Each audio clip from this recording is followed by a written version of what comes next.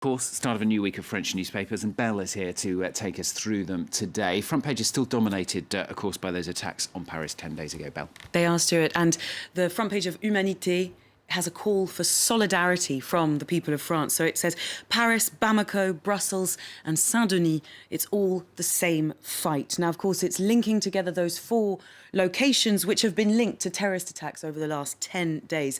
But this list is no longer exhaustive. We can now add Cameroon to that list. Of course, over the weekend, two little girls or two young girls blew themselves up, killing 5 people in Cameroon. So this is in the north of the country, in the region of Fotokol.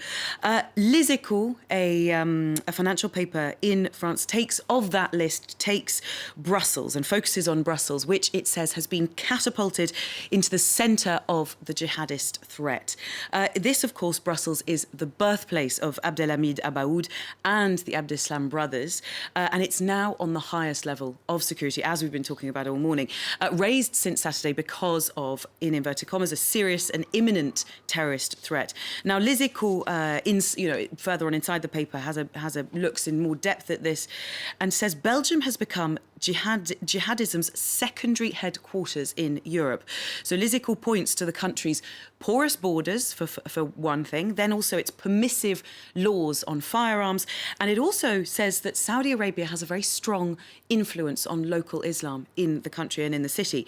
Other papers have also decried the lack of any coherent Belgian intelligence services as potentially a reason for these sorts of attacks. And you found as well, it's not just Belgium now being criticised for its lack of or weakness, if you like, in combating terrorism. No, absolutely not. And conservative-leaning Le Figaro goes on with that and agrees with that, saying that actually, no, it's France as well. France's failures in the war on terror, as it says, now here it says that these are caused by a lack of judicial control, security alerts that weren't properly pursued, failure to follow up on radicalised suspects that were already known to security services and already on a list. Now, this is called the S list in France. We hear a lot about this. So the S list, these people were on these lists and they weren't being checked up or seen or followed up.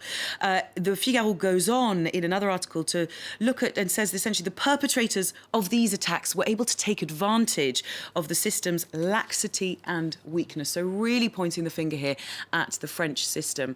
It also points to a lack of cooperation between European services, intelligence services, and says essentially that there are secrets even between allies. So if there was more joined up thinking between these different services within the EU, we might have been able to stop these kind of attacks. Now, there have also been some calls, haven't there, from employers who want to get hold of and be able to see this S list. Yeah, and not only that, but according to L'Opinion, a pro-business paper in France, the secret services frequently actually do give employers this information. So most notably, France's rail network, SNCF, which has used this information, so these are names off that list, to make sure that certain employees don't get promoted or moved along to sensitive roles like, of course, a signaller or perhaps a train driver, where the threat of terrorism could be high. You could do a lot of damage with those sorts of roles. So reforms are apparently afoot to allow bosses to be able to react, in inverted commas, to this kind of information without risking employment lawsuits. So slightly tricky territory there that we're going into. Now, France, of course, also stepping up its activity in Syria as well. How's that being covered? So, according to Le Parisien, a tabloid, the fighter jets that were sent off on the Charles de Gaulle warship last week, are ready to attack any time from today.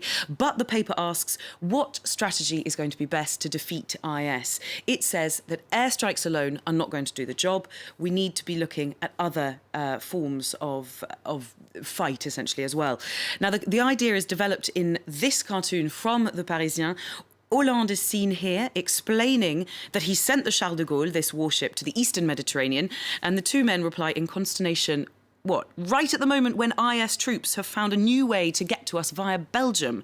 Obviously saying this is a little bit late, too little too late. The war has come to us. It's no longer time to be sending the war to them. It's actually come on our soil already. That's how the French papers are summing the latest situation on that story up for us today. Thank you very much, Belle. Belle back a little bit later on, of course, with the international press review as well.